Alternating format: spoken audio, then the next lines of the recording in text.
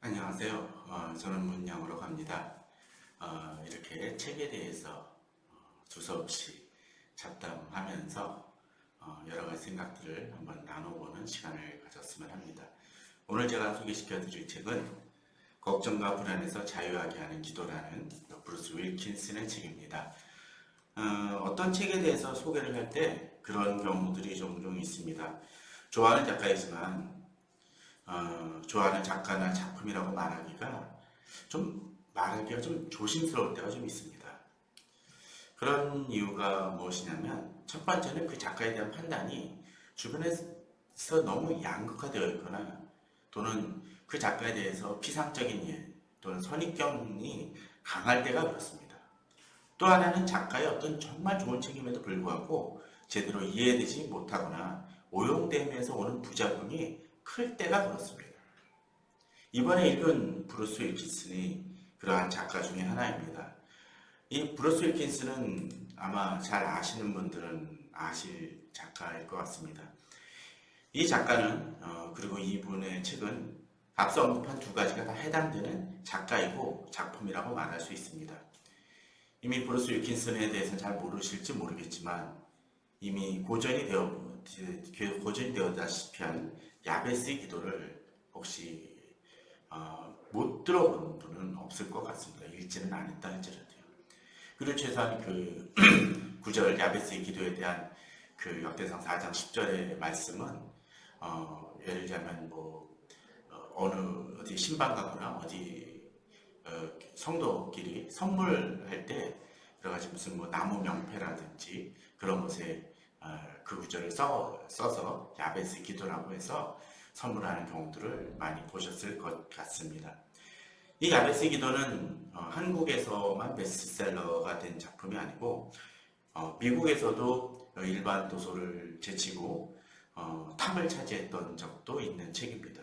저는 당시에 그것을 보고서는 정말 놀랐습니다. 아니 종교서적이 어떻게 일반 도서를 제치고 1위를 차지할 수 있을까? 그것도 순수한 종교서적인데. 그리고 더 놀라웠던 것 중에 하나는 이 야베스의 기도가 탑을 차지하고 있을 때 그 탑 10에 차지한 또 하나의 책이 있었습니다. 더더군다나 그것은 브루스 윌킨슨의 책이었었고 포도나무의 비밀이라는 책이었습니다. 이 두 책이 탑 10에서 둘 다 들어가 있었다는 것은 참 주목할 만한 사실이었죠. 국내에서 포도나무의 비밀은 그렇게까지 주목받지는 못했던 면은 있었지만 무척 읽어볼 만한 책 중에 하나였습니다.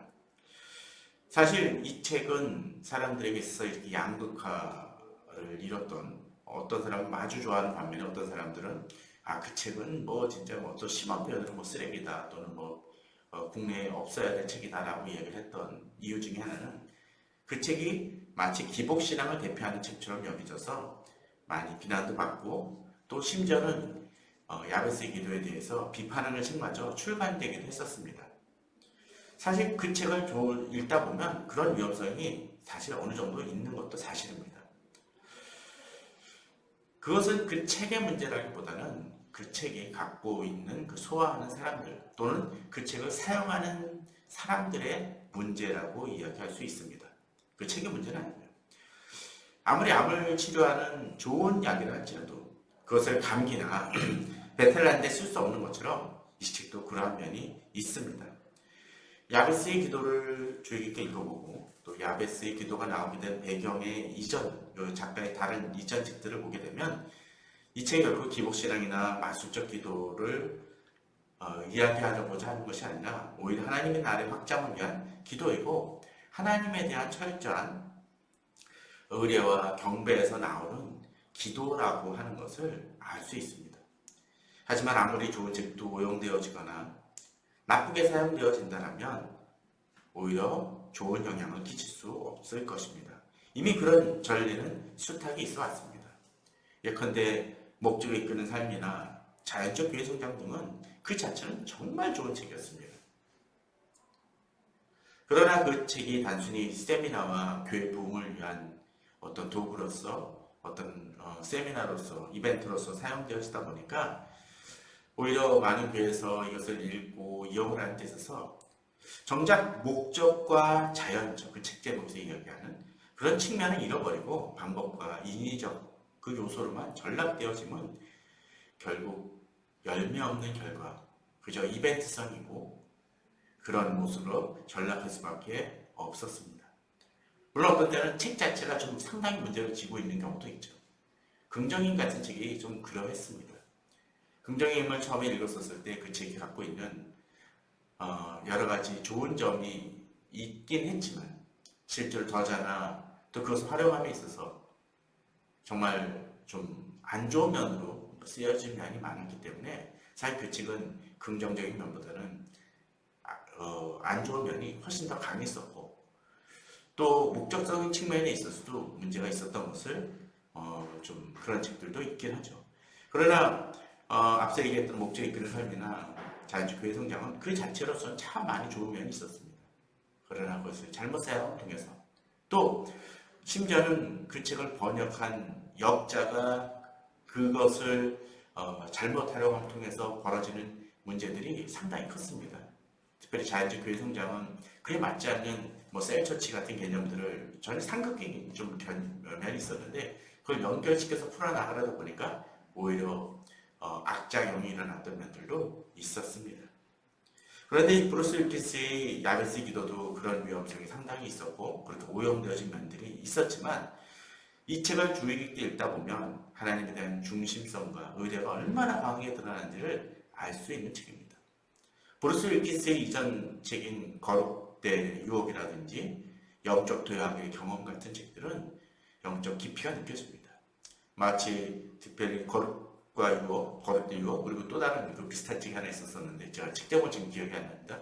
그 두 가지 책들은 하나님 앞에서의 그 경외성이 마치 청교도적인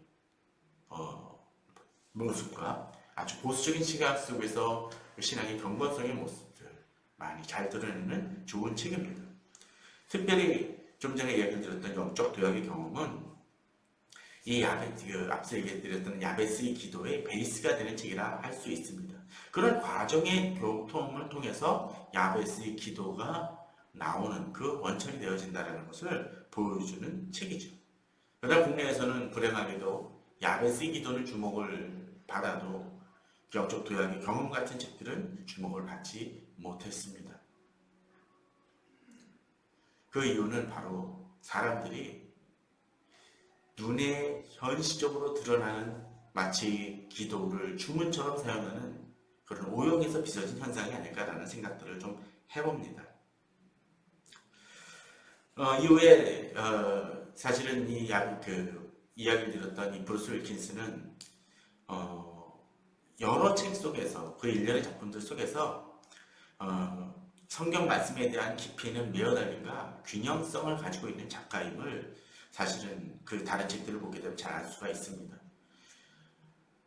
여러 성경 해석과 성경 공부에 대한 좋은 책들을 체계적으로 사람들이 잘 습득하고 적용할 수 있도록 많은 책들을 써왔기에 이제 야베스의 기도가 이제 이벤트성 또는 그냥 단순히 사람들에게 있어서 기복신앙을 심어주려고 하는 것이 아닌 그런 작가임을 그 여러 책들을 통해서 사실은 알 수가 있죠. 근데 그것을 잘 모르는 사람들은 야베스 기도에만 주목하는 사람들은 이 작가가 기복신앙인 작가 또는 우리에게 정말 복을 줄 수 있는 주문 같은 책을 쓰는 것은 아닌가라고 오해하는 경향들이 실제로 있었던 것입니다. 물론 그가 성경 해석과 그 부분에 있어서 균형적인 면을 쓰긴 하지만 그 후속작이었던 포도나무의 비밀에서는 이 성경 구절을 어떠한 특정한 그 한 단어에 대해서 그 언어를 너무 한쪽에 치우친 해석으로만 매어다녀서 약간 그 문제를 일으키긴 했지만 그러나 그럼에도 불구하고 그 책이 성경 공부에 대한 깊은 천착을 보여준다는 측면에서도 그 책도 어떤 면에서는 주의 깊게 볼 만한 좋은 책 중에 하나이기도 합니다. 이번에 읽은 걱정과 불안에서 자유하게 하는 기도, 이 디모데에서 나온 이 책도 야베스의 기도와 같은 양면성을 지닌 책이고 또 야베스의 기도 같은 성격을 어느 정도 지닌 책이라고 이야기할 수가 있습니다. 사실 처음 이 책을 접했었을 때 그냥 기도 글자만 크게 보이기 때문에 그냥 기도에 관한 책이다. 그래도 브루스 윌킨슨의 책이니까 주의 깊게 봐야겠다라고 생각을 처음 했었는데 이것을 수식하는 글이 있죠. 걱정과 불안에서 자유하게 하는.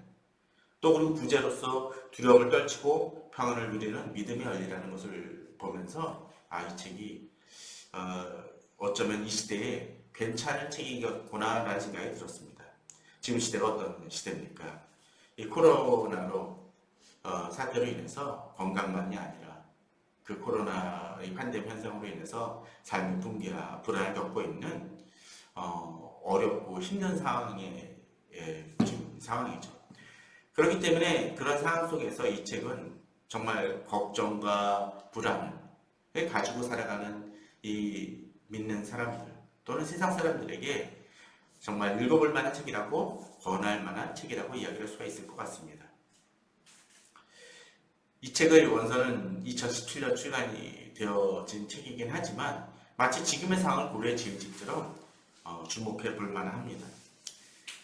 우리들에게 있어서 우리 평안을 깨는 많은 세상의 위협적 요소와 영역 속에서 어떻게 우리가 평안을 누릴 수 있을지를 보여주는 좋은 책입니다.